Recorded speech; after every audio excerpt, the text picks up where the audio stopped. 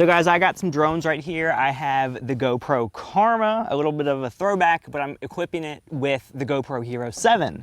So what I want to do today is see if the GoPro Hero 7 makes the Karma relevant again in 2018. And what we're gonna do is just compare it to the Mavic 2 Pro, kind of like the de facto standard. So the one drawback of the GoPro, I'm gonna tell you already, is that if you wanna shoot in 4K, it's gonna be a lot wider than the DJI Mavic 2 Pro. So if you want that like cinematic, realistic look, you won't be able to do that in 4K with the GoPro. So first we're gonna do the GoPro. So if you've never seen the GoPro Karma, how it works, it's got this built-in controller. You don't use your phone at all. And you just swipe up to begin. Ready to start. There we go. Press and hold the start-stop button. So what we're gonna do first, we need to change the settings, because right now it's at 1440p wide. So we're gonna change the aspect ratio to 16:9. We're gonna change the resolution to 4K. And we wanna make sure the frames per second is at 30, because that's just what I'm gonna be filming at. Field of view, like I said, we can't change it. It has to be wide. And what we're gonna do is just kind of fly the drones this way until we hit the fence.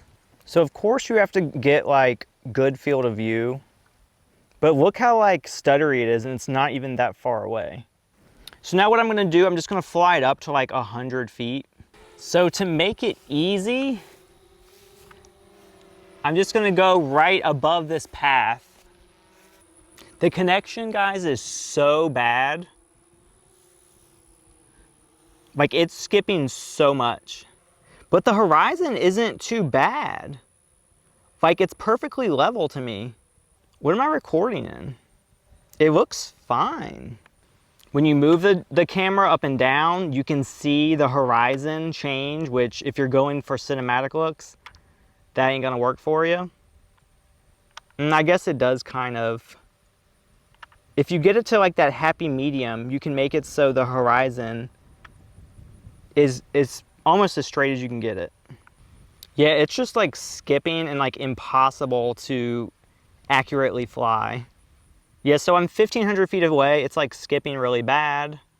And this is a good test too, guys. Like, this is kind of going towards the sun, so you can kind of test that dynamic range. And now I'm going to like completely get rid of the horizon. Yeah, it looks very like round. So that fisheye effect is definitely there when you look straight down. Karma's battery is low. Land soon. Now it's complaining. It's wanting me to land it.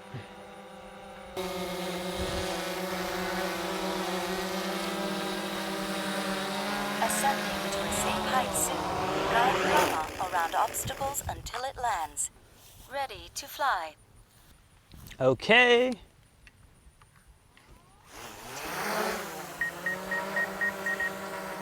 So guys, I am flying the Mavic 2 Pro right now. First impressions, signal's a lot better, even though I'm just like on the ground, like in the trees, not really line of sight. The video quality on my device is a lot better. It's not skipping.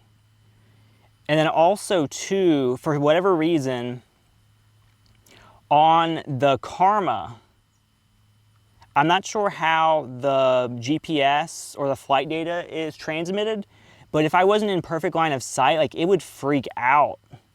Whereas the Mavic 2 Pro, I can rely on the map to fly back. Whereas the Karma, not so much.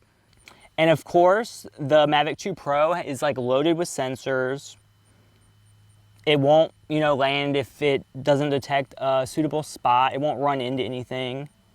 I feel very confident flying like first person with with my phone. Like, I can't see the drone right now. And the Mavic 2 Pro, you can make the gimbal go like higher than 90 degrees. So look at that sky, like the dynamic range in those clouds is really good. The one thing too though, you have to make sure that you're tapping the focus at times. Because if you're not, some stuff may be kind of blurry, whereas the GoPro is pretty much always in focus. So like if you're looking at the sky, and now we're gonna look at me, I'm gonna wanna tap the focus on myself. Oh, also guys, on my way back, I forgot, I don't really know which way I was facing. I wanna make sure I get a shot of the sun to test the dynamic range. And the Mavic has sports mode, so I can fly so freaking fast. So I can go all the way back to where I was, and then fly back like within a matter of like a minute or less. So even though that there's a wind, we're going like 42 miles an hour, so we must be flying with the wind. And again, like I'm forgetting to tap the focus, so hopefully everything's looking okay. That's one downside with this drone. You can see right now that we're going about 18 miles an hour, so way slower than the Mavic 2 Pro. But from first glance, like the clouds are really saturated, so like auto mode on this is looking really good right now. And for whatever reason, the horizon looks perfectly fine. It's just when we move the gimbal up and down is when it creates issues. And you can see like the compass is really weird.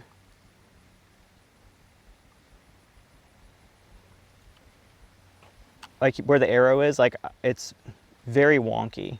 So I don't really go by that when I'm flying back. So guys, just some final thoughts. I just edited most of the video. I was looking at a comparison between the Mavic 2 Pro and the GoPro.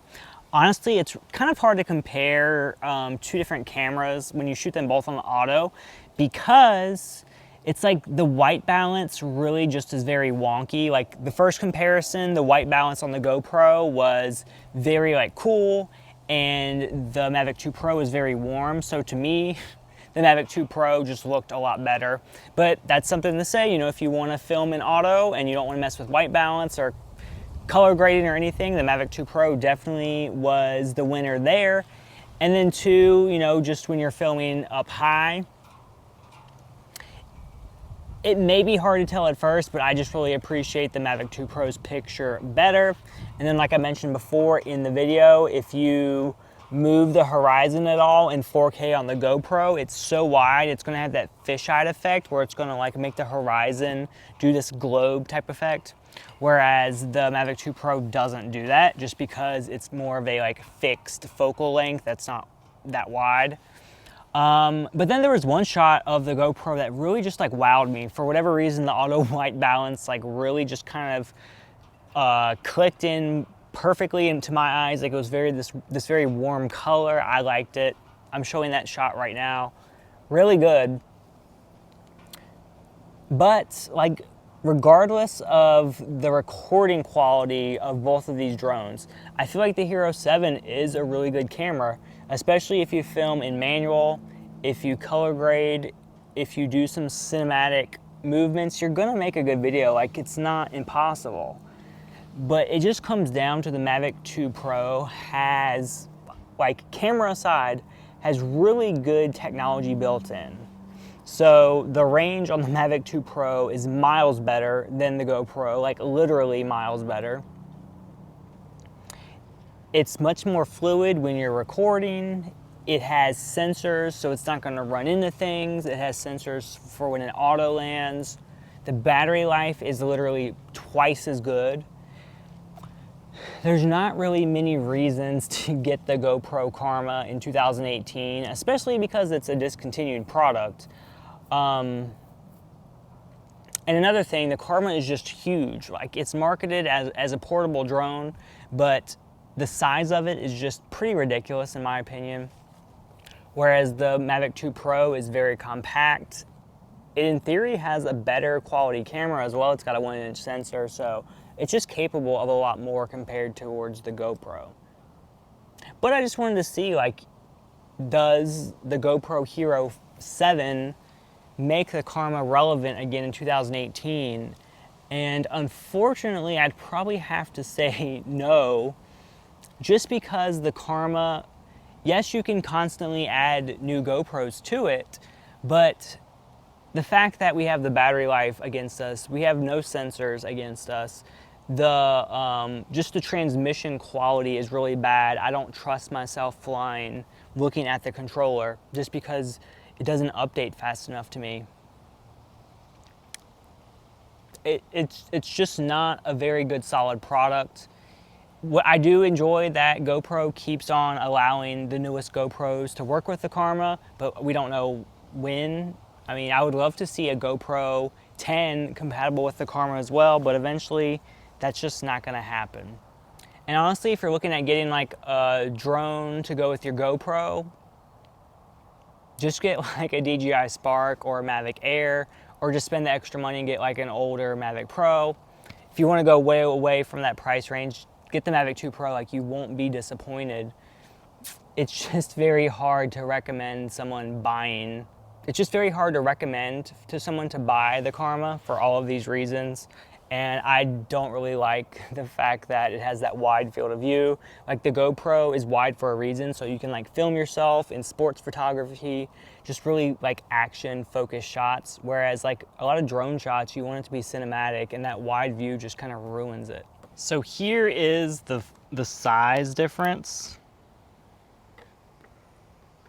of the Mavic 2 Pro and the Karma.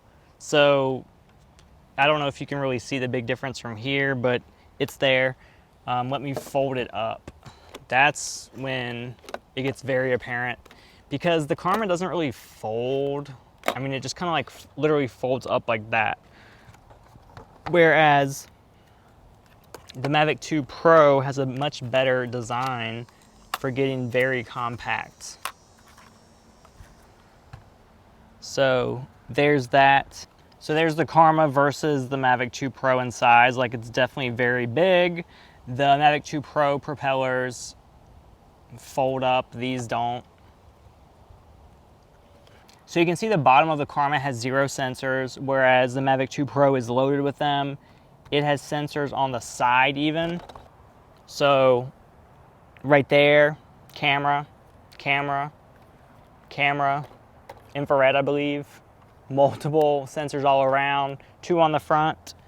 Whereas the Karma literally has 0 flight assistance. So yeah, guys, that is all I have to say about that. Hopefully you enjoyed this video. If you have a GoPro or you have a Karma, go ahead and use it, but I wouldn't advise you to go out and buy one in 2018. Yeah, and as far as the Karma being actually relevant, it's as relevant as long as GoPro keeps on making the GoPros work with them. But if I'm going to take one of these on vacation or traveling, it's always going to be the Mavic 2 Pro.